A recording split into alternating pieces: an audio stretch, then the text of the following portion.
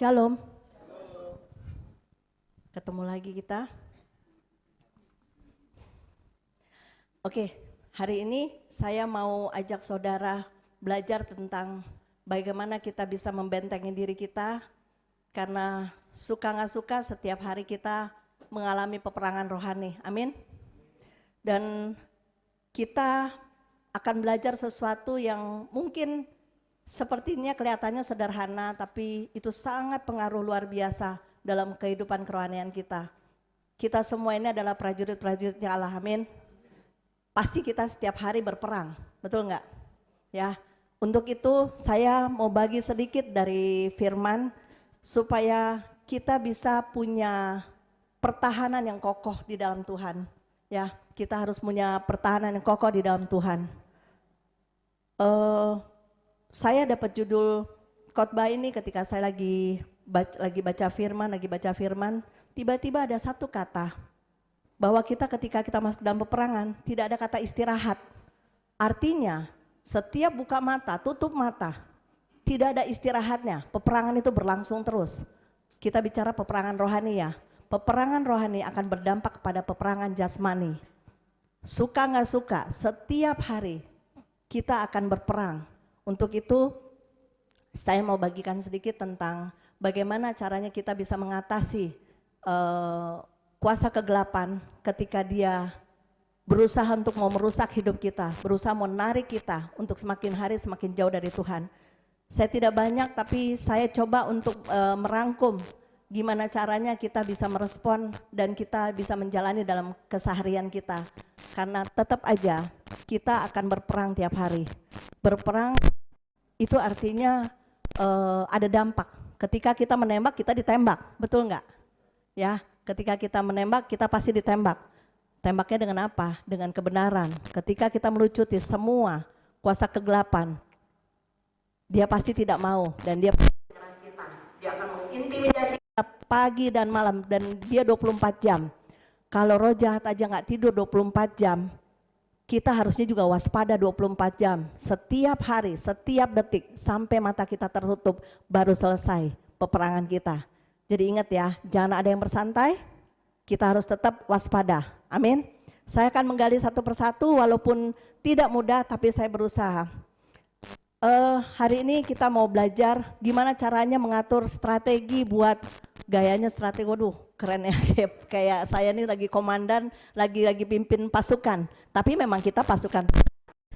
Mau nggak mau kita harus punya perlindungan, gimana caranya supaya kita bisa menang atas kehidupan kerohanian kita maupun jasmani kita. Karena apa? Dampaknya luar biasa, rohani kita diacak, jasmani kita juga pasti rusak. Karena itulah tujuan kuasa gelap. Tapi pada dasarnya Tuhan sangat-sangat mengasihi kita. Dan inilah ya, kita harus punya firman. Kita harus benar-benar menyatu sama firman ini. Inilah kita punya benteng pertahanan atas dalam menghalau setiap kegelapan yang coba menyerang kita. Oke? Lawan kita bukanlah manusia tetapi iblis dan pasukannya. Ingat, lawan kita nggak kelihatan. Kita kelihatan. Kita satu sama lain bisa lihat.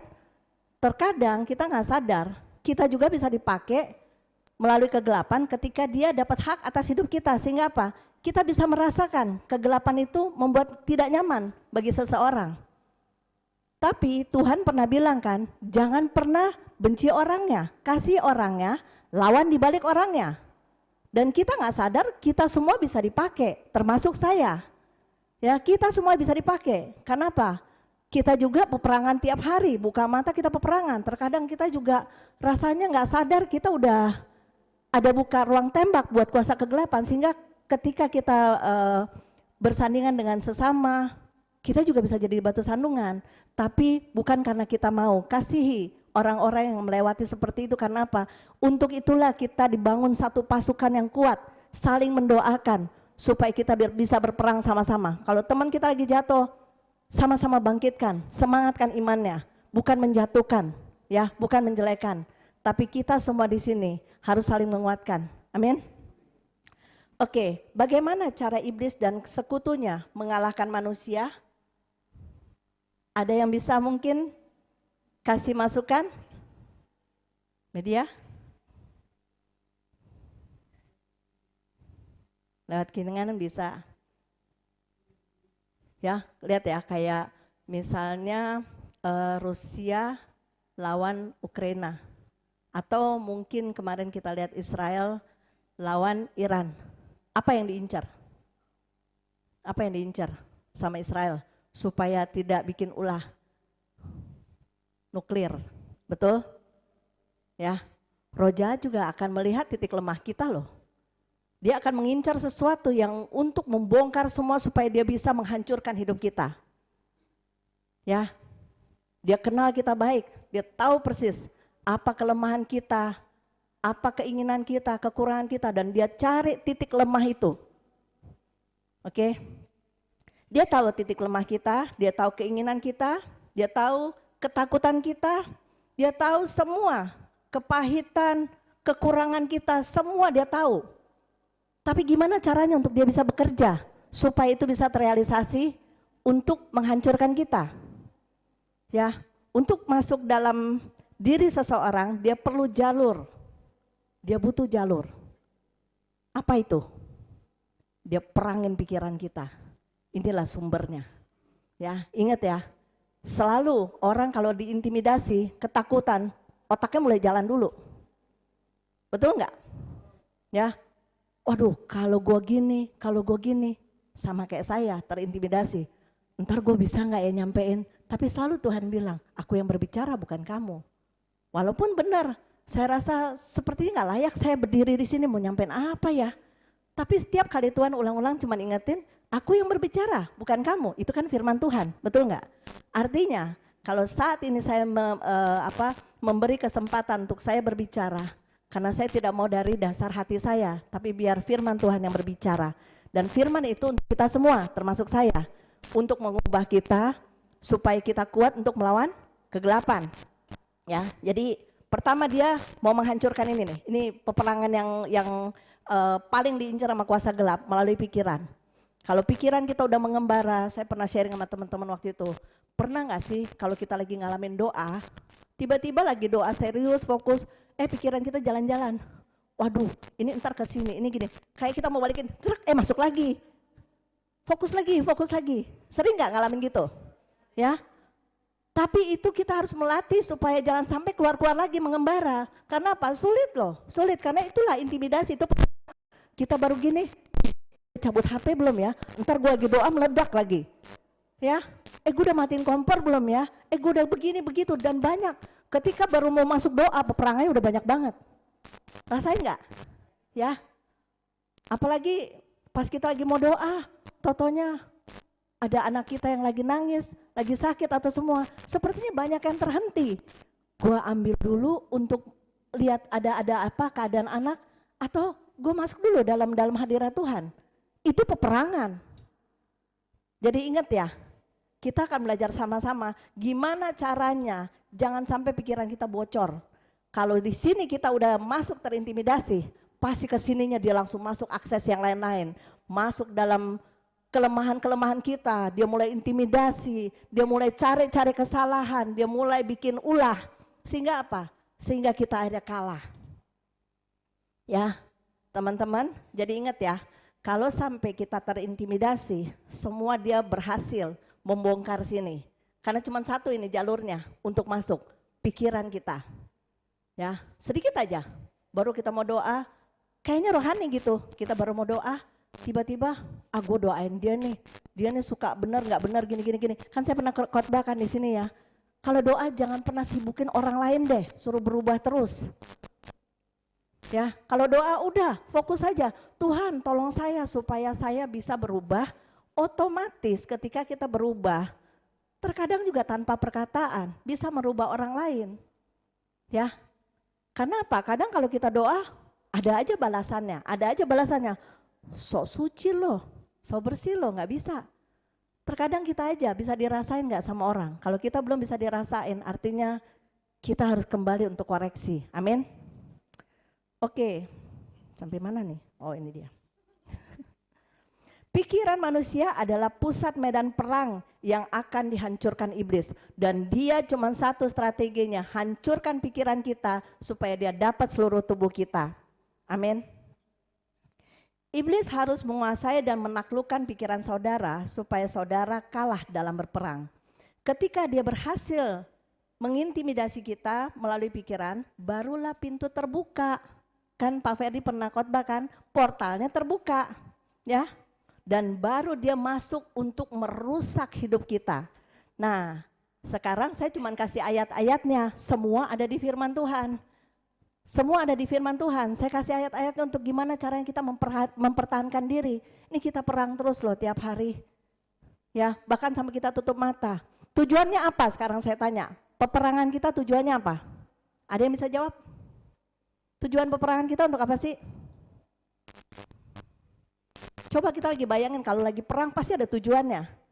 Michael? Amin, bisa. Yang utamanya menang, ya. Kita sedang merebut janji Tuhan atas keselamatan kita. Itu peperangan yang utama. Jadi kalau kita sekarang lagi berperang, kita sedang merebut untuk kemenangan itu, di mana Tuhan menjanjikan keselamatan kita, ya. Walaupun betul Tuhan kasih step lebih lagi, bukan cuma sampai selamat. Kalau kamu mau lebih, kamu akan sampai sempurna. Tapi yang kita perjuangkan minimal keselamatan dulu deh. Kalau kita udah masuk keselamatan, kita lebih lagi dekat sama Tuhan. Kita terus menjadi kebenaran Dia dan semakin hari kita semakin intim sampai kita masuk dalam kesempurnaan itu. Ya, ini semua hebat loh. Tuhan udah kasih clue-nya semua di sini. Bahkan semua apa yang ada di sini sebenarnya ini peperangan semua yang Tuhan ajarin. Tapi kalau kita nggak megang ini aja, kita nggak baca firman aja, bagaimana kita mau berperang? Kita lagi masuk di dalam satu wilayah peperangan, kita nggak bawa senjata. Kira-kira bisa kena nggak kita ketembak? Kita nggak bawa perisai, kita nggak bawa semua perlengkapan senjata perang. Mati konyol nggak kita? Ya, jadi saya lagi ngajak nih sama teman-teman ya. Yuk, gimana caranya supaya kita bisa menang untuk menaklukkan kegelapan, ya, supaya dia tidak ngobok-ngobok hidup kita, ngerusak hidup kita. Pokoknya kita harus menang.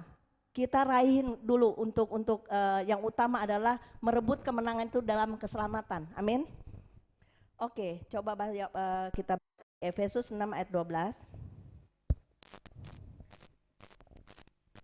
Efesus 6 ayat 12. Karena perjuangan kita bukanlah melawan darah dan daging, tetapi melawan pemerintah-pemerintah, melawan penguasa-penguasa, melawan penghulu-penghulu dunia yang gelap ini, melawan roh-roh jahat di udara. Coba perhatikan, yang disebut semua itu kelihatan nggak? Hah? Ini musuh kita nggak ada yang kelihatan loh semuanya. Pemerintah-pemerintah, bukan pemerintah dunia, pemerintah dalam alam roh, ya, melawan penguasa-penguasa. Dia ada tingkatan rohani juga, tapi tetap Tuhan yang tertinggi, ya. Walaupun dia mesti atur strategi juga supaya bisa mendapat jiwa-jiwa milik Tuhan. Anak-anak Tuhan ditarik untuk masuk dalam neraka. Terus melawan penguasa-penguasa, melawan penghulu-penghulu, ya. Terus melawan kegelapan. Sebenarnya ini semua tingkatan. Tapi gimana caranya semua itu kalau kita di dalam Tuhan nggak berlaku. Terkadang saya tidak sejahtera ketika saya lagi bicara tentang, kita lagi sharing, orang lebih membanggakan kuasa gelap. Wah, dia punya tingkatan ini. Seolah-olah dia mau bilang Tuhan gue kalah. Tuhan gue gak bisa bikin apa-apa. Salah total. Salah total. Tuhan kita itu hebat, dia dahsyat, dia luar biasa. Bahkan tidak ada yang bisa mati seperti dia dan bangkit kembali. Merebut kita, ya, dan memberi kita tempat kemenangan. Tapi kita harus berupaya bersama dia untuk masuk ke dalam tanah perjanjian itu. Inilah peperangan kita.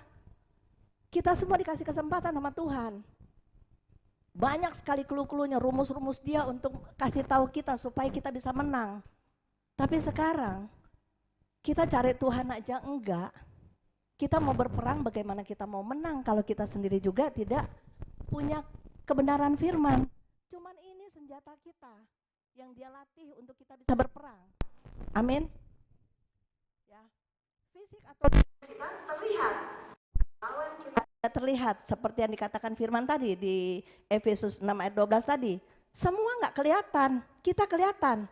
Tapi bisa terkadang kita rasakan di antara kita kalau lagi dipakai sama kuasa gelap. Bisa, kita jadi bikin ulah, kita begini, kita nggak sepaham. Rasanya kalau kita ngomong nggak nyambung. Tapi bukan berarti kita harus benci dia, tidak. Kita harus mengasihi, berdoa. Jangan merasa kita benar, gue yang tahu. Lu rasanya bikin sandungan mulu, padahal kita sendiri nggak koreksi diri kita sendiri, makanya lebih aman. Paling aman kalau kita nggak mau ininya kita terbongkar, kita waspada juga, dan kita juga jangan sampai kita menghakimi, kita berjaga-jaga. Kenapa? Seolah-olah rohani, dia tuh begini, dia tuh begini. Akhirnya apa? Tanpa disadar kita membongkar diri kita sendiri. Itulah strategi kuasa gelap. Kelihatannya rohani, tapi kita lagi membuka pintu untuk menghakimi. Kalau kita lihat kelemahan orang, doain. Ya, kita kan udah diajar ya, kalau kita mulai bertobat dari diri kita sendiri. Kedua, kita berusaha untuk berdoa. Berdoa terus. Kalau kita lihat kakak beradik kita, orang tua kita, anak kita, siapa aja di samping kiri kanan kita kalau kebakar, misalnya kebakar deh, sedih nggak kita? Ya, sedih dong. Kecuali udah berdarah dingin, terserah loh. Kenapa? Karena dia juga kepahitan.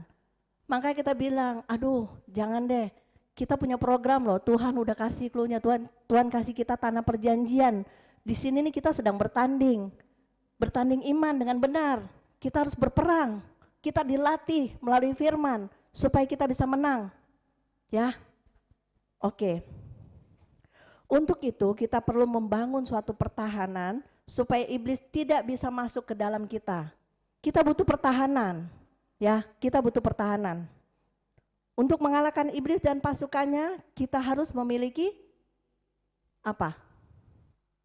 Senjata, ya. Senjatanya apa? Udah pasti ini, nggak ada yang lain. Udah pasti firman Tuhan. Jadi kalau kita buka mata, kita nggak punya firman Tuhan, kita nggak cari hadirat Tuhan, kita berdoa, tapi kita malas firman. Banyak orang begitu juga, aktif berdoa. Semuanya dia keluarin, dia punya ilmu, bahasa roh, semuanya dia keluarin. Tapi dia nggak pernah baca firman. Doa lahirnya dari firman. Kalau kita berdoa tidak dikawali dengan firman, doa kita jadi ngaco. Akhirnya apa? Alhasil ketika kita lagi berbicara, kita juga gampang disesatkan sama kuasa gelap. Kenapa? Tidak ada pertahanannya. Ini pertahanan kita salah satunya, kita harus kuat. Amin. Oke, berarti kita harus punya senjata. Senjata yang utama udah pasti firman Tuhan, makanya Alkitab ini luar biasa. Tidak ada firman yang lebih hidup daripada firman-firman yang lain di dunia ini. Hanya ini yang hidup dan menyatakan kebenaran itu atas hidup kita. Jadi pertahanin, orang aja sampai Tuhan lawat di dunia sekarang pergerakan rohani lagi luar biasa. Orang menyerahkan diri, jangan kita yang malah jadi jauh. Pertahanin. Ini peperangan kita prajuritnya Tuhan. Prajurit itu harus kuat. Amin. Makanya tadi waktu Lia nyanyi, ku menang bersama Yesus Tuhan. Itu rasanya kalau kita benar-benar menang, itu raih kemenangan itu luar biasa. Karena di surga itu tidak ada tangisan dan air mata. Di surga itu satu kemenangan. Sampai dulu titik keselamatan itu. Ya.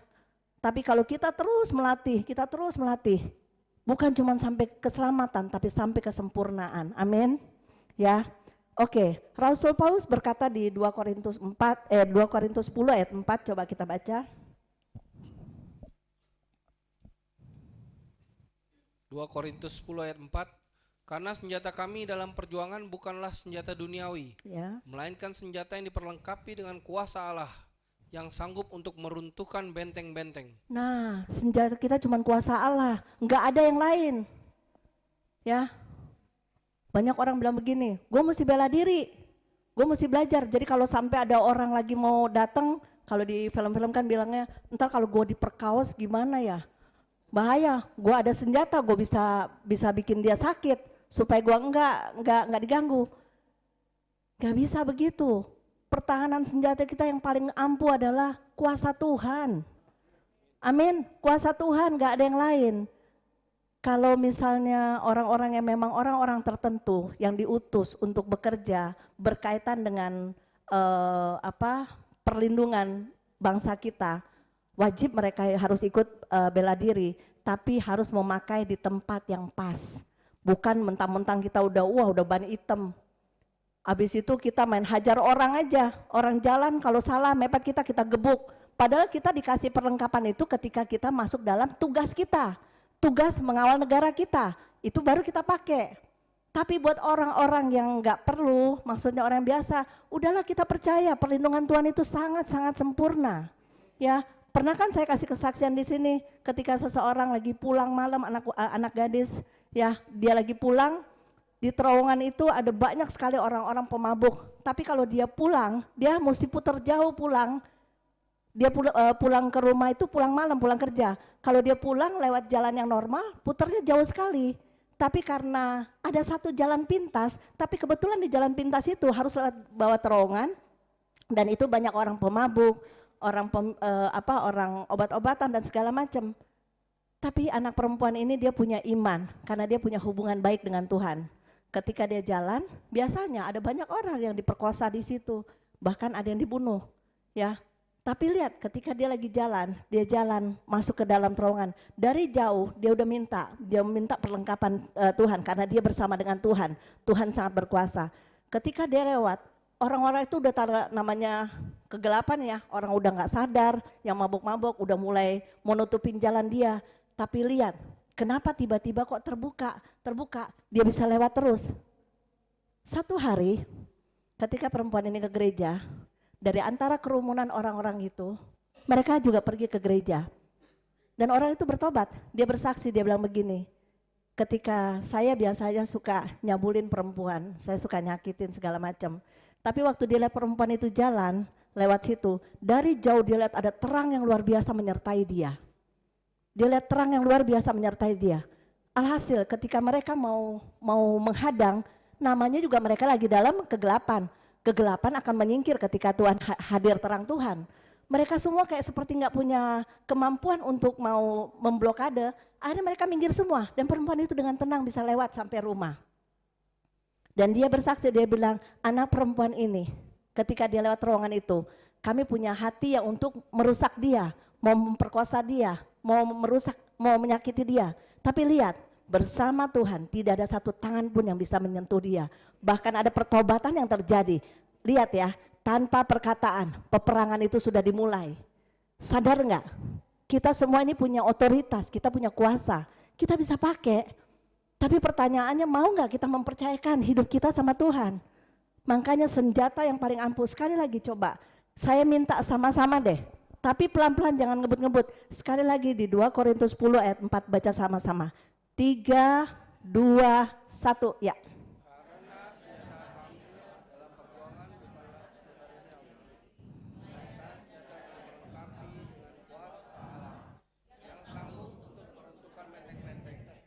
Lihat ya, sanggup meruntuhkan benteng-benteng. Begitu berdaulatnya Tuhan, begitu berkuasanya. Sadar gak sih kita punya sesuatu yang spesial loh. Orang dunia dia pakai bling-bling, wah berlian, gede. Wah dia bilang nih harganya miliaran nih. Dia pakai depan orang pura-pura rambutnya begini-gini kalau nyembah. Biar kelihatan gitu ya. Dia cuman bangga dengan dia punya batu permata yang secuil. Dengan bangga pakai tas LV, wah orang lihat, wih dia Louis Vuitton boleh juga nih beli. Semuanya dia pajang-pajangin, tapi dia nggak sadar di rumah Tuhan itu ada Tuhan yang kayanya luar biasa. Dia menyertai kita dengan sempurna dan tidak ada tandingannya, tidak ada yang bisa mengalahkan dia. Bangga nggak kita sama Tuhan itu? Kadang kita bilang bangga, tapi kita menyingkirkan dia. Ya harusnya benar-benar Tuhan itu benar-benar itu menjadi senjata yang luar biasa dalam hidup kita. Pakai itu dengan benar. Seperti kesaksian anak perempuan ini. Dia tidak berkata-kata, dia cuma minta perlindungan Tuhan. Dia jalan, dia mentaklukkan semua benteng-benteng pertahanan kuasa kegelapan yang coba menghadang dia. Terbuka semua dia jalan. Apa yang terjadi? Terjadi pertobatan, terjadi kesaksian, dan nama Tuhan yang ditinggikan. Bisa nggak kita pakai seperti itu? Itulah senjata ampuh kita. Amin. Oke, kita lanjut lagi. Jadi kita tidak mungkin bisa menang kalau tanpa memiliki senjata dari Tuhan. Efesus 6 ayat 13. Efesus 6 ayat 13. Sebab itu ambillah seluruh perlengkapan senjata Allah, supaya kamu dapat mengadakan perlawanan pada hari yang jahat itu, dan tetap berdiri sesudah kamu menyelesaikan segala sesuatu. Lihat ya, setelah kamu menyelesaikan segala sesuatu, kamu tetap berdiri. Ya, kita berperang, kita harus berdiri tegak. Kita harus pakai perlengkapan senjata Allah. Orang selalu bilang gini, gue udah denger nih firman. Tapi pakai enggak? Tuhan sudah menyediakan perlengkapan senjata Allah ini. Tuhan sudah menyediakan. Tapi pertanyaannya, mau enggak kita ambil senjata itu untuk siap berperang? Enggak mungkin kita mau senjata karena kita buru-buru, kita cuma pakai perisai. Kita buru-buru, kita cuma pakai sepatu, aduh gue lupa bawa pistol. Kita mau perang loh, aduh gue lupa ini. Kekurangan semua itu akan membuat celah buat kita tertembak cepat mati. Makanya harus lengkap kita pakai persenjataan itu supaya kita bisa menang. Ya, setiap hari bangun pagi, kita buka mata, kita kan siap perang. Perlengkapin dulu enggak ininya? Atau cuma doa? Tuhan, terima kasih Tuhan, Engkau telah memberikan nafas yang baru pada hari ini. Terima kasih Tuhan, Engkau lengkapi juga makanan kami sepanjang hari ini. Terima kasih Tuhan, beri kekuatan untuk aku kerja supaya aku bisa menghasilkan uang banyak. Terima kasih Tuhan, terima kasih Tuhan, terima kasih Tuhan. Aku. Pernah nggak kita bilang, terima kasih Tuhan, Engkau melatih aku untuk berperang. Kalau aku ada di dunia, aku siap merebut semua janji-janji Tuhan, yaitu keselamatan yang Kau berikan bagiku. Ya, ini pertahanan kita loh. Pertahanan hidup kita dimanapun kita berada, di tempat kerja, dimanapun. Kita bisa pakai ini terus. Ya, supaya kita nggak jadi celah, bahkan kita jadi berkat. Di dalam kantor, kita bisa jadi berkat. Orang lihat kita kok enak sekali ya.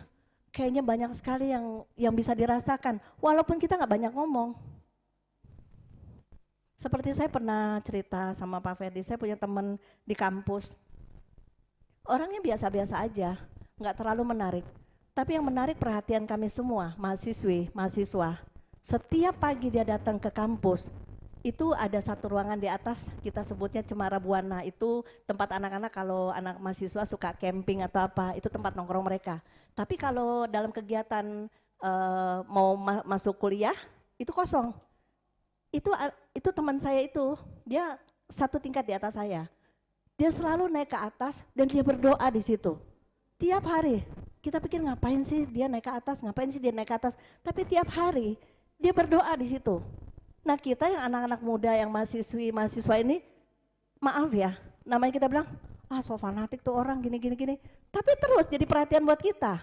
Sampai satu hari, kebetulan di kampus kami itu ada KST ya, maksudnya untuk ibadah khusus buat mahasiswa-mahasiswi, ada persekutuannya, dia ketuanya. Nah dari situ, karena saya teman-temannya semua aktif di dalam persekutuan, mau nggak mau saya masuk dong, saya masuk ya. Tapi aneh loh, dia nganggap saya seperti kayak anak yang bandel banget, maaf ya.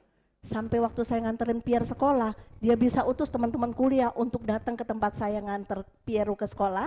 Dan saya didoain, sampai saya bilang, segitu gue jahatnya apa ya? Sampai dia utus-utus teman doain gue. Tapi saya percaya teman-teman, saya percaya kalau saya berdiri di sini hari ini, pasti ada benih doa yang dia kasih. Sebagian dari teman-teman kita, ada juga dari orang tua, ada dari keluarga, salah satu Tuhan pakai dia. Ya, sampai bener loh. Ada satu kalau boleh dibilang cewek ini cantik, boleh dibilang kembang di kampus kami lah. Tapi cowok ini enggak menarik, biasa aja. Tapi menariknya imannya dia itu loh. Imannya sampai orang, nih cewek sampai bisa jatuh cinta banget sama dia. Dan akhirnya dia menikah sama anak mahasiswa ini. Dan luar biasa ya, dia itu kerohaniannya, makanya kita bilang terkadang fisik boleh nggak menarik menurut manusia ya, semua orang Tuhan ciptakan sempurna. Makanya saya bilang kalau kita bilang, aduh gue jelek, gue ini, kamu lagi ngeledek gambaran Tuhan sebenarnya dalam diri kamu. Karena Tuhan ciptain kita sempurna, tidak ada yang cacat, semua sempurna. Ya, nah jadi ketika dia bisa dapet nih cowok, bisa segala macam, kita bilang, kok dia mau ya? Tapi lama-lama kita bilang memang menarik. Siapa yang nggak mau sih kita kawin sama orang yang berangasan? Ada nggak sih? Pasti kita merasa kalau gue kawin sama dia enak ya, teduh hati gue, bawa damai sejahtera. Dan semua orang pasti pasangan di sini mau punya pasangan yang ideal kayak gitu, betul nggak? Ya, istri atau suami pasti mau cari cowok atau cewek yang dimana kita bisa sepaham, bisa sukacita. Bukan kalau kita punya pasangan, gue cari dia yang tukang banting-banting biar gue ya. Itu buka kelas itu aja, karate atau apa. Jadi buka di situ, udah deh latihan sama-sama masuk neraka, udah habis. Tapi kita semua pasti cari pasangan yang sepadan, betul nggak? Amin. Ya, bagi anak-anak muda yang belum nikah, jadi carilah benar-benar yang imannya benar-benar jatuh cinta sama Tuhan, bukan karena tampannya dia atau cantiknya dia. Cantik itu memang ada satu hamba Tuhan. Tambah lagi sedikit ya, saya ngomong. Jadi hamba Tuhan ini teman baik dari kakak saya. Dia bilang gini, bro, kalau gue, padahal dia hamba Tuhan, mau cari bini tuh yang cakep. Biar gimana pun juga, dia mau dioperasi, ntar hasil anak gue juga kayak begitu. Jadi lebih baik gue cari yang cantik, yang cakep. Dia bilang begitu. Kalau apa muka cantik ya udah, maksudnya dia nyaman lah gitu ya. Tapi ini dia punya kategori bahwa dia pengen cari cewek istrinya nanti satu hari yang cantik. Tapi faktanya berjalan waktu, kecantikan yang dirubah sama Tuhan ketika dia berjalan waktu melayani Tuhan, kecantikan itu pudar, bukan lagi fisik yang dia lihat, tapi kerohanian. Dan mereka pelayanan sekarang kemana-mana. Nah itu salah satunya adalah teman baik dari abang saya. Dia sampai dikejar sama orang-orang di sini karena apa? Dia meninggalkan kepercayaan lama dia. Dan dia masuk sampai ke luar negeri, dia diamanin di Amerika. Dan puji Tuhan waktu itu dia sempat datang ke tempat kita punya Iktus Ministry, dia udah bisa diterima di sini. Karena apa? Suka nggak suka. Dan salah satu orang ini, dia baru terima Yesus loh, ingat. Dia baru terima Yesus, tapi dia bisa menobatkan keluarga kami yang lagi dari lahir udah terima Yesus. Ya, tapi justru dia dengan satu gitar jeng dia main, apa yang terjadi? Mama saya tiba-tiba manifestasi. Yang kita bingung, kita pikir kok kita yang sudah dari lahir percaya Yesus, ini ilmu apa yang dia bawa? Kok kita nggak tahu yang kayak gini? Tiba-tiba mama saya bisa manifestasi. Saya punya 4 kakak, megang mama saya aja nggak kuat. Kenapa? Kekuatan kegelapan itu yang diwariskan menguasai. Dan dari peristiwa itu, satu keluarga saya bisa bertobat untuk cari kebenaran itu. Kok bisa ya? Ternyata kami ada tertinggal. Ternyata karena kami tidak menyelami firman ini sehingga kita benar-benar masih minim imannya. Tapi dengan peristiwa justru Tuhan bongkar, semakin hari ada kuasa Tuhan yang sebenarnya tidak terbatas.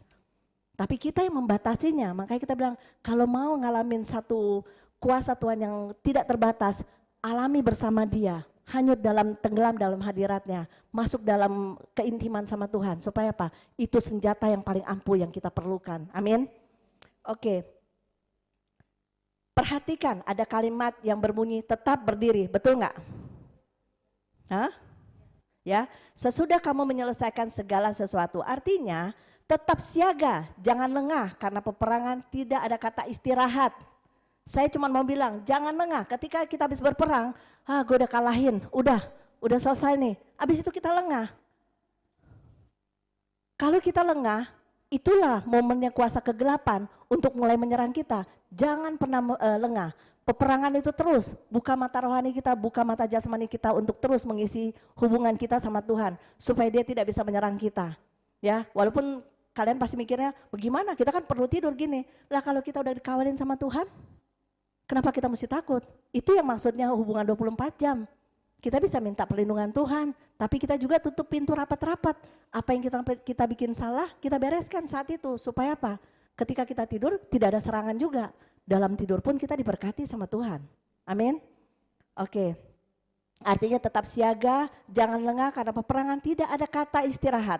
Karena musuh kita tidak pernah istirahat. Ingat, roh jahat 24 jam dia ngeliling cari mangsa untuk ditelan, untuk dimakan, untuk dibawa masuk dalam neraka. Oke, karena iblis mendakwa kita siang dan malam tanpa istirahat. Oke, sekarang saya mau menjelaskan tentang perlengkapan senjata Allah yang kita perlukan. Walaupun kita udah biasa lah baca nih ayat, tapi jangan anggap remeh karena ini sungguh-sungguh kita harus pakai, harus kita kenakan dalam hidup kita supaya kita bisa perang menang ya lawan kegelapan. Coba buka di Efesus 6 ayat 4 mulai dari 14 dulu. Efesus 6 ayat 14.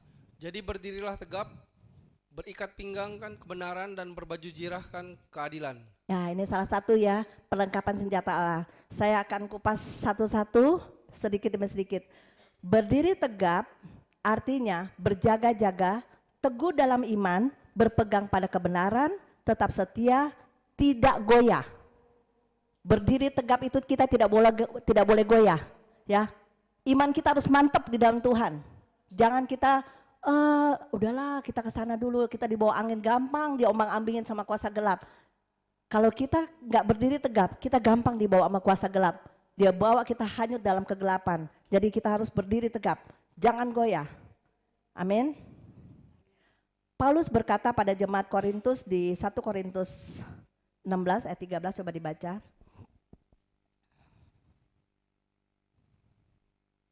1 Korintus 16 ayat 13.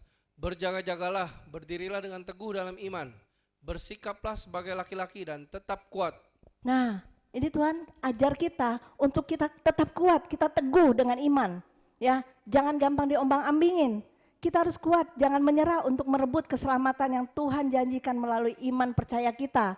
Kita sudah dikasih modal nih iman percaya.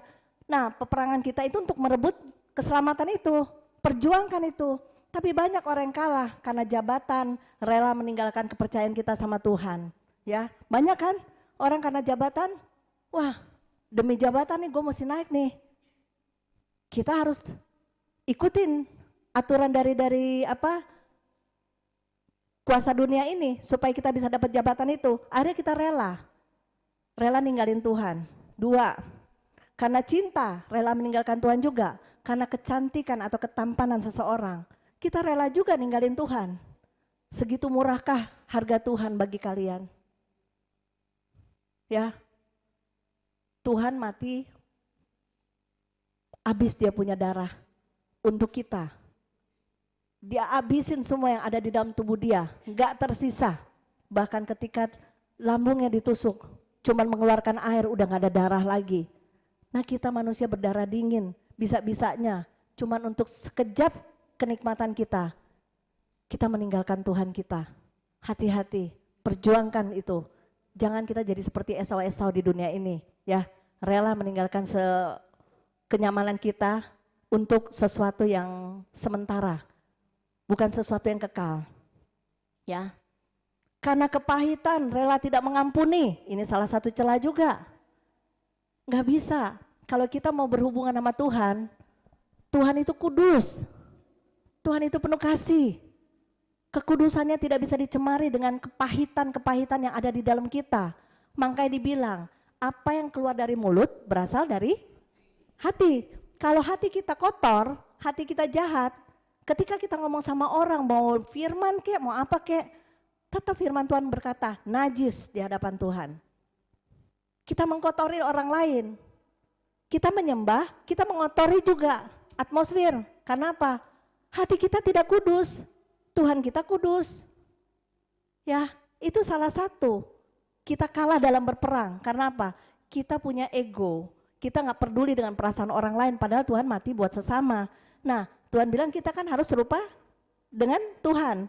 Gaya hidup kita, gerak-gerik kita. Kalau Tuhan harus mengasihi sesama, kita juga harus mengasihi sesama. Makanya bentuk salipan ke samping, ke atas. Sesama dulu kalau mau ketemu sama Tuhan. Sesama beres, baru doa kita dijawab ke atas. Nggak mungkin kita langsung terobos, Tuhan jawab doaku, sesamanya nggak ada. Nggak mungkin, itu kalah lagi kita dalam berperang. Ya. Mengapa kita tidak bisa berdiri tegap? Karena iblis telah menguasai dan menaklukkan pikiran saudara.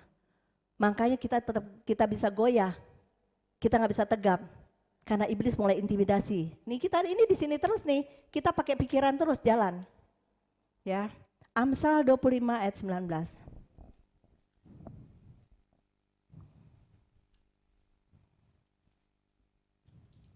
Amsal 25 ayat 19. Kepercayaan kepada pengkhianat di masa kesesakan adalah seperti gigi yang rapuh dan kaki yang goyah. Ya, ini ada kaki yang goyah. Ya, pengkhianat artinya rela meninggalkan kebenaran. Banyak orang ya bisa jadi pengkhianat. Cuman demi sesuatu yang menyukakan hati kita sementara. Kita jadi pengkhianat-pengkhianat Tuhan loh ketika kita lagi menyakitin Tuhan. Ya, ketika kita lagi berdosa, kita lagi mengkhianati Tuhan. Cinta kita kan cuma untuk Tuhan. Kalau kita bilang kita cinta Tuhan, jangan juga kita cinta dunia, nggak bisa dua-duanya. Pilih salah satu. Udah pasti kalau yang pasti yang benar cinta Tuhan. Kalau kita cinta hanya untuk sesama, ya tidak ada cinta sama Tuhan. Mustahil ya kalau kita bilang gini, misalnya Michael sama Mariani nih ngomong, I love you Mariani. Tapi Michael, ya Michael nggak cinta Tuhan. Kadang-kadang I love you dia bisa gombal juga, betul nggak? Karena dasar cinta itu punya Tuhan loh. Tuhan itu cintanya murni, betul nggak? Kalau saya bilang I love you Ferdi, tapi saya nggak cinta dia, saya nggak cinta Tuhan maksudnya. Saya pasti cuma gombal sama Ferdi, betul nggak? Karena kalau saya nggak bisa merasakan perasaannya Tuhan, bagaimana saya bisa merasakan perasaannya Ferdi? Ya, satu hari kalau kita mau jadi mempelai Tuhan, mustahil kalau kita misalnya mau jadi mempelai Tuhan di dunia aja kita nggak setia. Ya, makanya kita bilang suami istri saling mengasihi dengan tulus. Kalau kita berani masuk dalam komitmen dalam pernikahan, ketika kan dibilangnya dalam suka dan duka. Ketika salah satu pasangan kita lagi duka, yang lagi satunya lagi waras nih, doain dong. Jangan sama-sama jadi nggak waras. Rumah tangga ini mau dibawa kemana? Terus dia bilang I love you mom, nggak mungkin. Ya, anak-anak muda juga ya. Kalau cinta sama Tuhan, ketika oh nih komitmen nih hari kita lagi ada tugas pelayanan misalnya. Kebetulan lagi bisa, ya kalau yang kerja kita nggak bisa paksa. Tapi kalau lagi bisa, aduh sorry deh, nih hari gue mau diajak teman gue pergi ke sini. Padahal bisa dia bisa. Ya, jangan bilang kita cinta Tuhan, gombal. Kalau cinta Tuhan pasti Tuhanlah yang utama, tidak ada yang lain. Amin. Inilah peperangan kita. Amin. Oke, pengkhianat artinya rela meninggalkan kebenaran demi kesenangan pribadi karena kakinya goyah, tidak tangguh dalam mempertahankan kebenaran. Ya, orang yang kakinya goyah, dia tidak akan tangguh mempertahankan kebenaran. Ini prajurit loh, ingat. Prajurit yang kakinya goyah, pasti dia kalah berperang. Tapi prajurit yang tangguh, dia akan berdiri tegap. Dia siap terus, setiap saat dia siap di dalam hadirat Tuhan. Amin. Oke, kita lanjut. Berikat pinggang kebenaran, artinya fungsi ikat pinggang itu dipakai untuk mengencangkan pakaian yang kendor, ya, agar tidak longgar atau tidak kendor. Ya kalau misalnya kita dalam perang ini juga kita harus pakai semuanya yang kuat karena di dalam ikat pinggang itu juga ada ornamen lain yang ditaruh, misalnya pisau atau apa, supaya semuanya itu dipakai untuk berperang. Ya kita dikasih. Kita sekarang kalau kita lagi ngomong soal prajurit, kita lagi ngebayangin kita lagi perang nih sekarang. Nah, kita lagi dapat pembelajaran untuk melengkapi diri kita supaya kita bisa masuk perang yang benar. Nah, ini ikat pinggang kebenaran artinya kebenaran harus menjadi dasar sebagai pengikat hidup kita agar kita dapat menutup celah dari serangan musuh. Kalau kita pakai ikat pinggang kendor, ada lubang enggak? Itu jadi celah. Gak mungkin kalau kita lagi perang, celana kita turun, ini kendor, celana kita turun, sebentar, tarik dulu baru tembak lagi. Waduh, yang udah musuhnya bilang, loh kok bisa begitu turun celananya gitu. Dia bisa ketembak juga si lawan, dia juga bisa, ya. Malu-malunya kita lari celana, pernah nggak ya lihat orang lagi lari-lari celananya melorot, ya. Makanya butuh ikat pinggang supaya nggak melorot. Nah kalau kita perang kita melorot, itu jadi celah. Kita lagi sibuk lagi mau kencang ikat pinggang, kita udah keburu ketembak. Makanya sebelum berangkat kita harus sigap. Ya, sebagai prajurit kita harus siap sebelum kita melakukan kegiatan, kencangkan semua. Supaya jangan ada celah-celah yang bisa dipakai sama kuasa gelap. Ikat pinggang kencangkan supaya kita nggak melorot, kita punya pakaian kita, ya. Amin. Mukanya pada tegang. Oke. Ikat pinggang kebenaran artinya kebenaran harus menjadi dasar sebagai pengikat. Jadi semuanya dasarnya adalah kebenaran, ya. Ini baju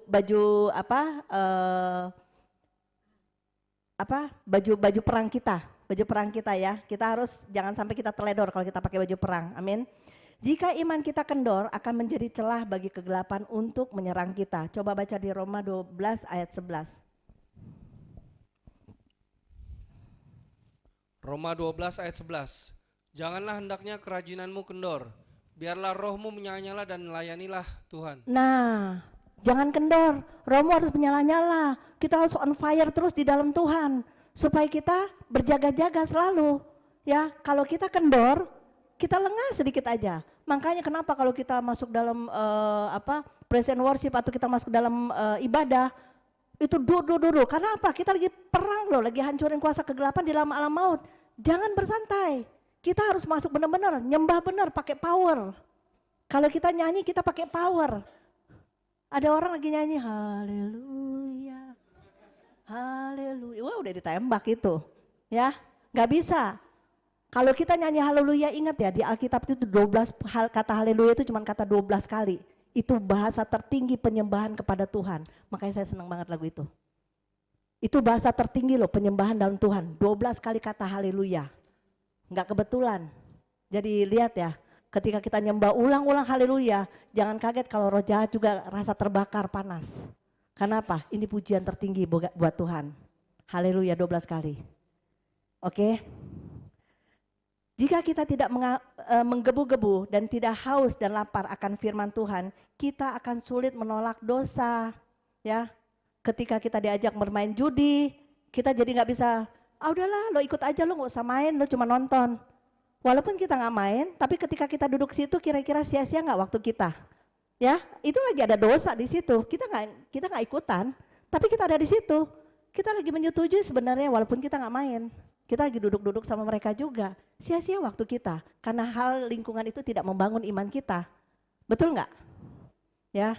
Terus kedua, sulit menolak ketika kita disuruh minum nikotin. Ya, isap nikotin. Isap, minum bahaya juga ya. Itu langsung mati. Kalau mau cepetan gitu, kalau mau cepetan itu ada satu rumus lagi ya. Kalau cepat-cepat masuk neraka bolehlah minum. Oke, sulit menawari ketika sulit kita ditawari menolak ketika kita ditawari minuman keras, obat-obatan, seks bebas, kepahitan. Ya, itu semua sulit kalau kita nggak ada didasari dengan kebenaran. Amin. Mengapa tidak bisa menolak? Karena dia tidak mengencangkan ikat pinggang.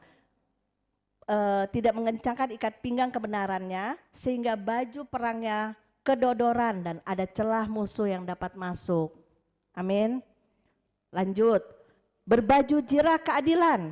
Ini salah satu itu tadi ya, itu saya satu-satu. Berbaju jirah keadilan.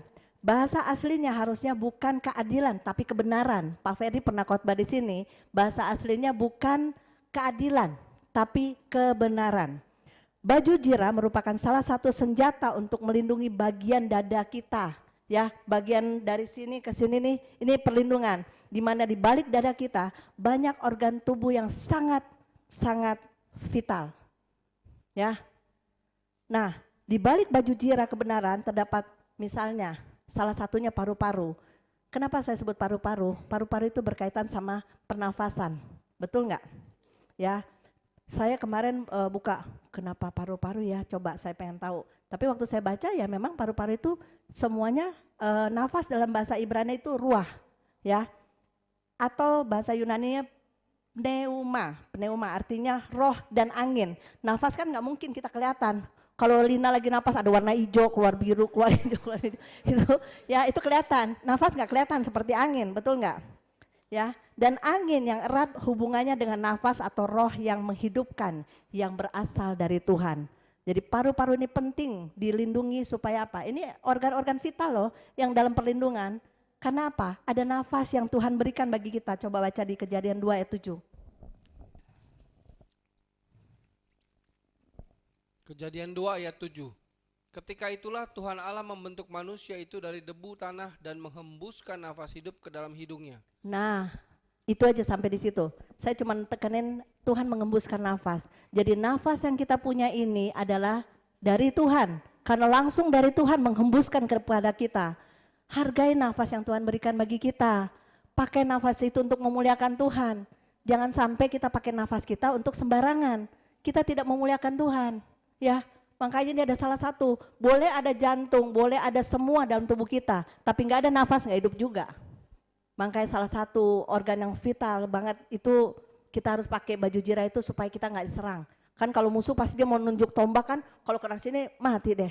Tapi karena ada perlindungan, masih ada perisai juga. Lewat yang pertama lewat, ini pun masih ada perlindungan, betul nggak? Ya, oke. Oleh sebab itu, pakai nafas yang kita miliki untuk melakukan kebenaran Tuhan. Jangan sembarangan ya, selama kita masih bisa bernafas, kita tidak tahu kapan berhenti nafas kita. Tetap kita harus berjaga-jaga, itu yang dibilang kita berdiri tegap terus, kita berjaga-jaga waspada. Pakai nafas kita untuk memuliakan Tuhan, amin. Oke, kita lanjutkan lagi.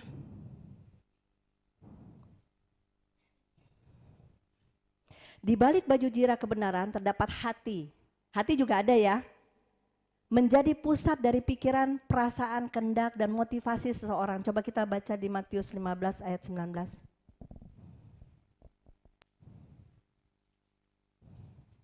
Matius 15 ayat 19. Karena dari hati timbul segala pikiran jahat, pembunuhan, perzinahan, percabulan, pencurian, sumpah palsu, dan hujat. Ya, kalau sampai pikiran kita dibongkar, hati kita mulai dirangsang dengan kotoran, ya seperti yang tadi disebut, kita akan kalah dalam berperang. Ya, dia akan merusak dalam kita, makanya nggak heran ya kalau hati itu juga penting. Dia salah satu yang ada di dalam organ tubuh yang ada di dada kita ini. Hati-hati ya saudara, kita memiliki hati harus hati yang hati dari Tuhan, bukan hati batu. Ya. Oke, kita lanjutkan. Jika hati kita tidak diikat oleh kebenaran firman Tuhan, maka hati kita menjadi keras sehingga tidak bisa menerima kebenaran firman Tuhan. Banyak orang kena kanker hati karena hatinya keras. Hati-hati ya, kalau kita juga nggak mau dengar firman Tuhan, kita cela apalagi. Tuhan jangan dilawan, Tuhan tidak pernah menghukum, tapi kita berhadapan sama hukum yang Dia lakukan. Ya, Tuhan tidak akan mungkin Dia melawan hukumnya sendiri. Dia tidak menghakimi kita, tapi kesalahan-kesalahan kita akan berhadapan dengan hukum Dia. Hukum nanti yang akan menghakimi kita. Jadi hati-hati, jangan coba-coba lawan Tuhan. Tuhan itu sangat luar biasa. Kita punya pikiran terbatas, tapi Dia punya kuasa tidak terbatas. Hargai itu. Jadi seorang prajurit harus mengenakan baju jirah kebenaran supaya hatinya tidak dicemari oleh keinginan-keinginan dunia, dan biar nafas yang Tuhan beri untuk melakukan kebenaran firman Tuhan supaya panah iblis ya tidak menembus dan melindungi baju jirah kita. Ya, baju jirah, kenakan itu baju jirah kebenaran supaya kita tidak kalah dalam berperang, oke? Karena gampang sekali orang diserang di sini nih, ya. Kepahitan segala macam kotoran ada di sini semua. Nafas kita pakai suka-suka, yang udah-udah akhirnya kita cepat-cepat mati deh. Mati-matinya sia-sia lagi. Oke. Coba ayat 15, kakimu berkasutkan kerelaan untuk memberitakan Injil, ya. Damai sejahtera. Coba baca ayat 15-nya. Sekali lagi. Ini perlengkapan senjata yang berikutnya. Dilanjut. Efesus 6 kayaknya. Iya. Efesus 6 ayat 15.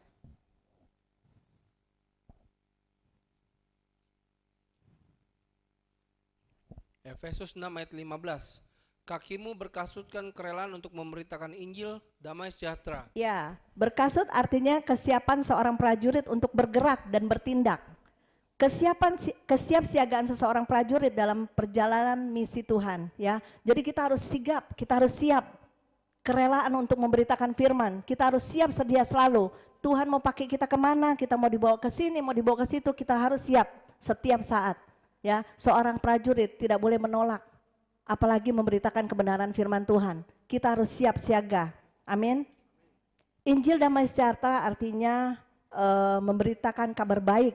Tujuannya adalah untuk memulihkan hubungan manusia dengan Tuhan. Amin. Ya, jadi makanya di sini kan kakimu berkasutkan kerelaan untuk memberitakan Injil damai sejahtera.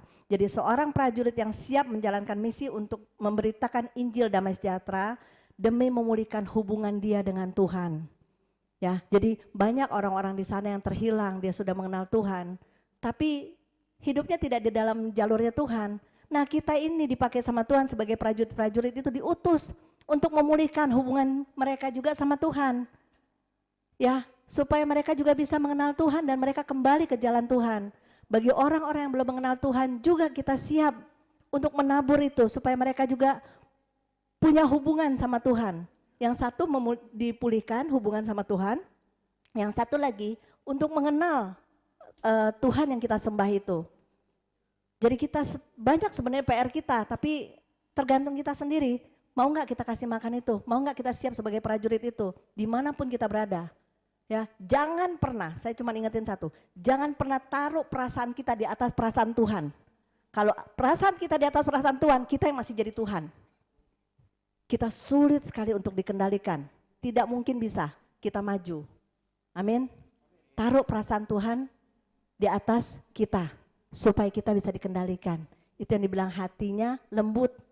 Bukan hati batu perasaan kita pasti di atas perasaan Tuhan. Akhirnya kita tetap jadi Tuhan. Tuhan harus ikutin maunya kita, bukan maunya Tuhan. Oke, coba lihat di ayat 16, perlengkapan berikutnya. Efesus 6 ayat 16. Dalam segala keadaan pergunakanlah perisai iman. Ya. Sebab dengan perisai itu kamu akan mendapat memadamkan semua panah api dari si jahat. Ya, perisai merupakan alat untuk menahan pukulan atau serangan panah iblis. Betul nggak? Perisai iman. Jadi ini perisai nih salah satunya. Kita punya iman dan kita bisa memakai untuk perlindungan. Kalau kita nggak punya firman, kita nggak tahu cara kita pakai perisai. Musuh dari sana, kita nggak punya iman yang benar, kita beloknya ke sini, kita ketembak dari samping. Tapi kalau kita bisa pakai yang benar, kita berperang dengan benar, kita tahu karena panduannya di sini. Firman Tuhan, Tuhan yang akan menggerakkan kita untuk melawan kuasa kegelapan. Jangan dari sana, makanya kalau kita lagi diutus pelayanan, boleh nggak kita ke sana? Boleh nggak Tuhan? Kita tanya, jangan asal perang. Amin. Kita harus tanya sama Tuhan. Itu pelayanan kan punya Tuhan, benar nggak?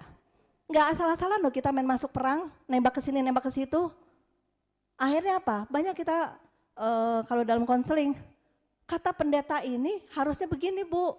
Nah yang kata pendeta ini, saya bilang kamu terlalu banyak distorsi kata pendeta. Cukup kata firman satu aja. Kalau kamu mengerti panduan dari Tuhan, kamu pasti akan libatkan Tuhan kemana kamu melangkah. Dan kamu pasti tidak kata pendeta, tapi kata Tuhan udah pasti benar. Makanya kalau perang, ingat ya, kata firman, kata firman, kata firman. Jangan kata pendeta ini, kata pendeta itu. Pendeta itu cuma gelar untuk mengendalikan satu pelayanan. Dia juga tidak sesuatu yang eksklusif. Ya, pendeta tidak eksklusif. Tidak boleh kita menaruh sesuatu di dalam pekerjaan Tuhan, sesuatu yang sepertinya kayaknya seperti perusahaan, gue big bossnya. Salah total. Kita cuma mengerjakan pekerjaan Tuhan. Kalau Pak Ferdi jadi gembala, tugasnya apa? Mengembalakan untuk membimbing supaya nggak acak-acakan di dalam satu ladang. Harus ada yang koordinasi. Tapi dia bukan berarti dia bos, tidak. Bos kita tetap Tuhan. Ya, panduannya semua dari Tuhan. Apa yang diilhamkan dari Tuhan kepada dia, kita akan ikuti. Kita domba-domba yang dipercayakan sama Tuhan, ikuti suara gembala, bukan suara hati. Amin. Ya, jadi semuanya ada caranya. Maka kita bilang jangan kata ini, jangan kata itu, di sini begini, di sini begitu. Di sini yang tepat. Firman Tuhan yang tepat. Amin. Pasti kita nggak akan kalah. Oke, 1 Petrus 5 ayat 8.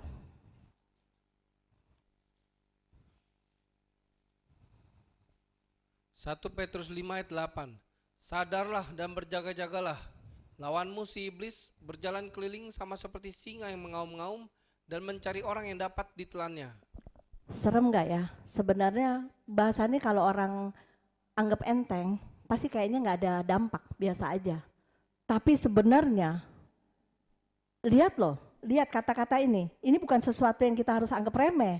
Sadarlah dan berjaga-jagalah, lawanmu si iblis berjalan keliling. Sama seperti singa yang mengaum-ngaum. Singa yang mengaum-ngaum itu dia haus loh, dia mau menerkam orang, ya. Dan mencari orang dapat ditelannya. Jangan sampai yang di ruangan ini ada yang dimakan sama singa itu. Ya, jangan sampai kita masuk jerat iblis itu. Apes kita. Lanjut ke 9.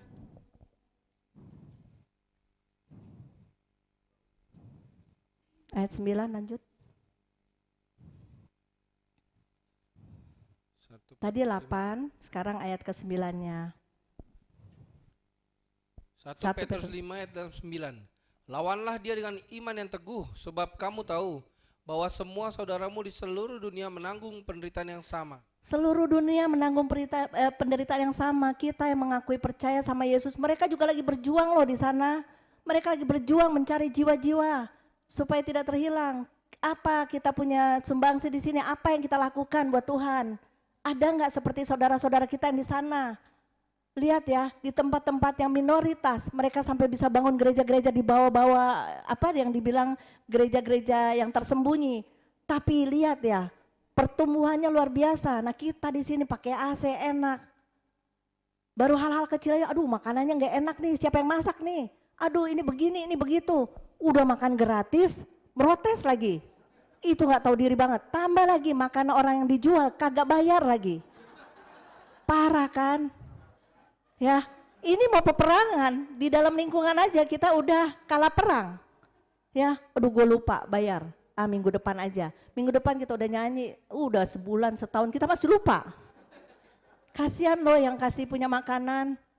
Jadi kalau jemaat kita mengucap syukur buat ibu-ibu yang sedang mengelola konsumsi. Mereka berjerih lelah tiap hari. Dulu kami berdua pikirin itu sampai gimana caranya supaya jemaat bisa makan. Tiba-tiba ada yang ambil bagian, yang mau ambil beban ini, pelayanan ini. Dan itu tidak mudah, ya. Bahkan saya bersaksi sedikit ini di hari biasa nih. Di hari biasa, saya kan beratnya 67, 66, 67, 66. Pas Tuhan kasih warna baru Iktus Ministry, teman-teman kan mulai banyak yang ikut ya. Wah teman-teman yang ikut pelayanan di hari Senin, Rabu, Jumat, mereka masak di sini. Banyak banget makanan, sampai kita bilang, di sekarang saya 69, 68, 69. Nggak turun, tadi pagi saya mau makan. Saya nimbang, waduh masih 68, mau sedikit lagi ke 69. Enggak dulu deh, makan deh. Sampai aku nggak makan loh, cuma makan pepaya. Jujur, aku berdiri di sini cuma makan pepaya. Kenapa? Ada orang-orang yang memberikan pelayanan yang luar biasa. Kita nggak pikirin, dan hari ini kalau kita masih bisa makan, itu satu anugerah. Jangan protes ya, nggak enak, nggak ini, nggak itu. Kalau mau enak, makan di restoran mahal sana, bayar sendiri ya. Bersyukur ada orang-orang yang peduli dalam pelayanan di sini ya. Kita mendoakan semuanya, saling menolong ya, saling peduli dalam pelayanan. Ini ladang kita sama-sama loh ya. Jangan sampai orang udah capek nangis. Saya tahu perjuangan ibu-ibu masak ini, mereka malam-malam nyempet-nyempetin diri untuk bisa kumpul bahas makanan. Jadi syukurlah apa yang telah dilakukan di tempat ini, kita support, doakan juga teman-teman kita yang lain. Ya, kayak kami sangat-sangat diberkati sekali juga di Iktus Ministry. Kami makin subur-subur, makanan enak-enak. Sampai kadang-kadang saya foto, di kita ini udah kayak pesta ya tiap hari.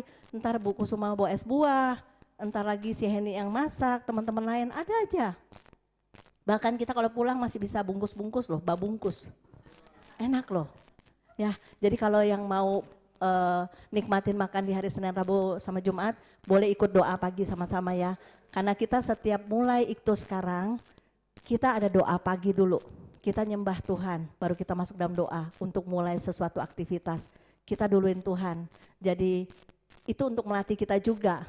Dulu mungkin kita jarang-jarang pakai seperti itu, tapi Iktus yang sekarang kita mulai dalam doa. Kita mulai nyembah Tuhan. Bahkan kita diberkati dalam saat kita lagi pelayanan. Maka kita bilang, aduh makanan berlimpah-limpah. Puji Tuhan. Jadi kalau Michael mau sumbang mie juga boleh ya Mike ya. Mie tip top. Oke, kita lanjutkan. Oke, boleh silahkan. Kita harus memiliki iman yang teguh untuk melawan iblis supaya api panah tidak mengena kita. Amin. Lanjutin ayat ke-17-nya. Tadi di 1 Korintus 6 ya. Efesus, sorry. Efesus. Ya, ayat ke-17-nya. Coba. Efesus 6 ayat 17. Dan terimalah ketopong keselamatan dan pedang roh, yaitu firman Allah. Ya, ketopong keselamatan melindungi pikiran kita dari penyesatan yang dipengaruhi oleh iblis. Jadi ini kuncinya, ini kunci yang dimana roh jahat ngincer nih. Dia intimidasi kita dengan banyak hal. Kita ada pertimbangan begini gitu. Ketika kita disuruh pelayanan, ada pertimbangan. Gue pergi enggak, gue pergi enggak, gue pergi enggak. Itu pertimbangan terus. Sama Tuhan aja kita pertimbangkan. Padahal Tuhan udah begitu baik sama kita. Waktu Tuhan aja kita masih curi untuk kita punya kepentingan. Ya, terus kita harus berjuang ya. Kita harus kuat ya. Kita harus pakai semua perlengkapan senjata itu ya. Amin. Jangan sampai kita diseret sama kuasa gelap, karena dia seperti singa yang terus dia akan pantau kita, dia kenal kekurangan kita, dia akan hajar di situ sampai kita benar-benar binasa. Ketopongan keselamatan melambangkan pengharapan akan keselamatan yang diberikan Tuhan melalui karya Yesus di kayu salib atas kemenangannya. Amin. Dan meneguhkan iman percaya kita. Ya, jadi kita memakai ketopong keselamatan itu untuk menghargai karya keselamatan Tuhan. Kuasai pikiran kita dengan pikiran Tuhan. Tuhan sudah ditaruh duri ya di ini untuk menebus pikiran kita. Kalau kita merasa kita punya pikiran sudah ditebus, kita harusnya berubah. Jangan lagi kita takut, sebentar-sebentar takut, sebentar-sebentar khawatir. Tapi jangan, kita harus berani untuk berdiri tegak. Amin. Oke, yang terakhir, ayat yang terakhir dan sedikit lagi selesai. Oke, Pengkhotbah 8 ayat 8. Nah, inilah judul khotbah sebelum saya dibaca. Peperangan tidak ada istirahatnya, judul khotbahnya itu. Jadi ingat ya, kita tiap hari peperangan. Selesainya kapan? Tutup mata gitu aja. Kalau kita udah selesai dipanggil Tuhan, itu selesai peperangan kita. Jadi saya dapat judul itu dari ayat ini. Walaupun itu cuma secuplik, silahkan dibaca. Pengkhotbah 8 ayat 8. Pengkhotbah 8 ayat 8. Tiada seorang pun berkuasa menahan angin dan tiada seorang pun berkuasa atas hari kematian. Gak ada yang berkuasa atas kematian, angin, nafas ya. Gak ada yang berkuasa atas nafas kita. Tadi kan angin salah satunya kan, ya, atau ruah yang dibilangkan angin. Ya, tidak ada yang bisa berkuasa mengatur nafas. Kita nggak bisa beli nafas di mana-mana. Oksigen pun tidak ada batasnya. Tapi nafas yang dari Tuhan tidak bisa. Ya, kematian pun kita tidak bisa menentukan. Tuhan yang menentukan. Lanjut. Tak ada istirahat dalam peperangan. Tidak ada istirahat dalam peperangan. Lihat, ini firman Tuhan. Pegang ini. Terus. Dan kefasikan tidak melepaskan orang yang melakukannya. Kefasikan tidak akan melepas orang yang melakukannya. Kalau sampai hari ini kita masih melakukan kefasikan, dosa dan apapun, engkau tidak akan dilepas oleh maut. Dan engkau milik kegelapan. Makanya kita bilang berjaga-jaga. Berperang dengan benar. Tuhan sudah menyiapkan kita perlengkapan senjata Allah. Pakai itu semua setiap hari. Ketika kita bangun pagi, persiapkan senjata itu untuk kita berperang melewatin satu hari. Dan tutup dengan pengucapan syukur. Jangan sampai kita berperang kita lupa lagi, main tidur aja. Ya, kita mulai serahin. Kenapa? Karena kita tidur, roh jahat bisa serang kita. Ya, ada aja mimpi buruk lah atau apa, atau ngalamin sesuatu, ketindisan lah. Misalnya, itu hal-hal kecil. Tapi kalau kita serahin lagi sama Tuhan, ketika kita mau buka mata, itu Tuhan jaga loh. Amin. Jadi saya cuman sampaikan sebelum saya tutup, saya cuman minta, ayo kita semua benar-benar pakai perlengkapan itu. Senjata kita, senjata yang canggihnya luar biasa. Bahkan peperangan, itu pun Tuhan yang atur. Peperangan di dunia ini, itu pun Tuhan yang atur. Belajar deh di firman deh. Belajar. Karena apa? Semua yang terjadi di dunia ini, sadar nggak? Kita ini orang paling bangga loh punya Yesus. Dia yang mengatur semua, apapun yang terjadi di dunia ini. Tapi itu harus digenapi semua. Tapi dia kasih clue sama kita. Dia kasih melalui nubuatan, dia ingetin semua. Dari macam-macam bangsa-bangsa, ada banyak nubuatan yang disampaikan. Intinya cuma satu, waspada. Tapi dia harus menggenapi semuanya. Untuk itu, pakai perlengkapan ini supaya kita bisa menang. Dan kita meraih keselamatan yang Tuhan janjikan. Amin. Tuhan berkati. Yuk. Kita tundukkan kepala. Tuhan Yesus, hamba telah menyelesaikan tugas hamba Tuhan. Tapi biarlah Tuhan, firman yang Engkau tabur di tempat ini Tuhan. Kami betul-betul boleh menyikapi dengan benar Tuhan. Kami boleh memakai perlengkapan yang Engkau telah berikan itu Tuhan. Perlengkapan senjata yang tidak ada yang bisa dikalahkan oleh senjata-senjata yang ada di dunia ini. Karena Engkau Allah yang berkuasa, Allah yang kami sembah, Allah yang kami tinggikan, Allah yang kami agungkan, Allah yang kami muliakan. Terima kasih Tuhan kalau Engkau memilih kami. Terima kasih Tuhan kalau Engkau sabar terus terhadap kami. Terima kasih Tuhan kalau tangan-Mu selalu terbuka untuk kami Tuhan, untuk boleh datang kepadamu. Tolong kami Tuhan, mampukan kami melewati hari-hari ini Tuhan, agar kami benar-benar dapat menggunakan perlengkapan senjata itu dengan benar. Ajar kami Tuhan secara pribadi. Biarlah kami mau Tuhan, Engkau bentuk kami Tuhan, agar kami mau memberikan waktu kami, ruang hati kami untuk Engkau Tuhan. Jangan sampai ketika Engkau mengetuk pintu hati kami tidak buka pintu bagimu Tuhan.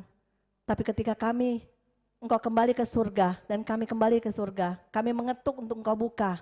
Engkau tidak akan bukakan karena Engkau telah mengetuk pintu saat di dunia kami tidak membukanya. Tolong kami Tuhan, tolong kami Tuhan.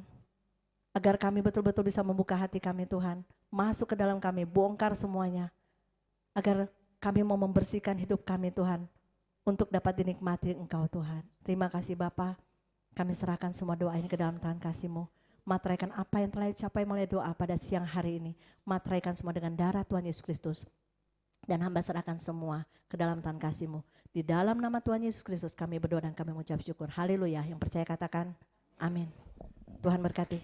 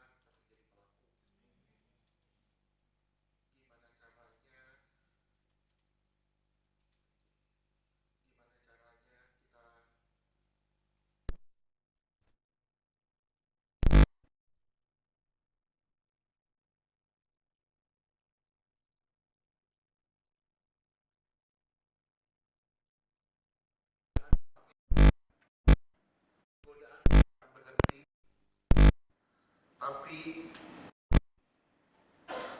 Tuhan juga gak akan berhenti tolong kita. Iblis gak akan berhenti untuk tembak kita, tapi Tuhan juga selalu ada untuk jaga kita. Gimana caranya saudara menempatkan posisi saudara di hadapan Tuhan, dekat dengan Tuhan, dengar suaranya, supaya benar-benar saudara tidak dapat dipermainkan lagi oleh kuasa kegelapan. Amin. Saya bilang sama saudara, alangkah baiknya supaya kita semua benar-benar menyerahkan diri kita sama Tuhan, bertobat sungguh-sungguh, hidup di dalam Tuhan, dan cari Tuhan benar-benar selagi ada kesempatan. Karena kematian itu realita, kematian itu fakta, kenyataan yang harus kita hadapi. Tapi kehidupan bersama Tuhan juga akan jadi realita ketika kita sudah berjalan bersama dengan Tuhan seumur hidup kita. Serahkan hidup kita sepenuhnya sama Tuhan, maka Tuhan akan ngatur segala sesuatunya indah. Amin. Oke, kita mau masuk di dalam doa. Terima kasih sudah jadi berkat juga buat kita semua. Yuk kita masuk dalam doa. Saya rindu semua kita taruh tangan di dada. Kita minta ampun sama Tuhan. Sebentar kita akan menyatu dengan tubuh dan darahnya. Ingat, setiap kali kita makan dan minum, kita memberitakan kematiannya sampai dia datang yang kedua kali. Setiap kali kita makan dan minum, kita menyatakan kerelaan kita untuk mati bersama dengan Tuhan dan hidup dalam pertobatan, memberi diri untuk hidup terus-menerus diperbaharui oleh Tuhan. Minta ampun sama Tuhan, apapun bentuk kesalahan kita, sadar atau tidak sadar, apapun yang kita lakukan, minta ampunlah sama Tuhan. Karena kita akan menyambut tubuh dan darahnya, dan lewat tubuh dan darahnya, Dia mau mengubahkan kita menjadi pribadi yang berbeda. Pribadi yang lebih sempurna. Dan saudara akan memiliki hidup yang jauh lebih bermakna. Hidup yang sungguh-sungguh dapat memuliakan Tuhan. Hidup sungguh-sungguh dipakai Tuhan, hidup yang bermanfaat bagi kerajaannya. Minta ampun sama Tuhan, apapun dosa dan kesalahan itu. Kalau ada persungutan, ada kata-kata sungut yang keluar dari mulut kita. Apapun bentuk persungutan itu. Kalau masalah menghantui kita, masalah menekan kita, dan kita bersungut sama Tuhan, minta ampun sama Tuhan. Ingat, Tuhan bukan musuhmu. Jangan pernah berperang melawan Tuhan. Engkau nggak akan bisa menang. Jangan pernah mengeluh, jangan pernah bersungut-sungut. Karena dengan bersungut dan mengeluh, engkau sedang melawan Tuhan. Saya bilang sama saudara siang hari ini, engkau tidak akan menang lawan Tuhan. Engkau memilih musuh yang salah. Bertobatlah. Bertobatlah dan kembalilah ke Tuhan. Karena hidupmu jauh lebih berharga, jauh lebih bernilai ketika engkau berjalan bersama dengan Tuhan. Bapak terima kasih. Kami bersatu hati, kami berdoa, kami minta ampun untuk semua dosa dan salah kami, baik yang kami sadari atau yang tidak Tuhan. Perkataan kami, sikap hati kami, perbuatan kami. Tuhan, Kau yang menyelidiki kami. Tidak ada satupun yang tersembunyi di hadapan-Mu. Ampuni kami, bersihkan kami, layakkan kami. Kami mau menyambut tubuh dan darah-Mu. Biar kami, hidup kami, menjadi rumah kediaman-Mu Tuhan. Tempat Kau bersemayam, kami percaya Tuhan, di mana Engkau bersemayam, di situ ada kemenangan. Di mana Engkau bersemayam, di situ ada kekuatan yang terus-menerus diperbarui. Di dalam nama Tuhan Yesus. Minta ampun sama Tuhan. Kalau kita selama ini tidak berkata tidak pada dosa, kita ikutin kemauan kita, minta ampun sama Tuhan. Kita sering mengeluh, kita sering marah dengan keadaan, kita sering marah dengan sesama kita, minta ampun sama Tuhan. Kita sering kesel, kecewa, atau apapun bentuknya, minta ampun sama Tuhan. Selagi ada kesempatan, selagi nafas masih ada, Tuhan masih beri kita kesempatan untuk berubah. Tapi bila semuanya sudah berakhir, apakah hidupmu sudah menjadi berkat bagi orang lain? Terima kasih Tuhan. Hamba menyerahkan seluruh jemaat ini ke dalam tangan-Mu. Kalau sebentar kami akan menyatu dengan tubuh dan darah-Mu, Tuhan Yesus tolong, supaya apa yang kami sambut, sungguh-sungguh menjadi berkat bagi tubuh kami, bagi hidup kami, bagi kerohanian kami. Karena kami menyambut tubuh dan darah Yesus yang penuh kuasa ilahi. Dalam nama Yesus, haleluya. Amin.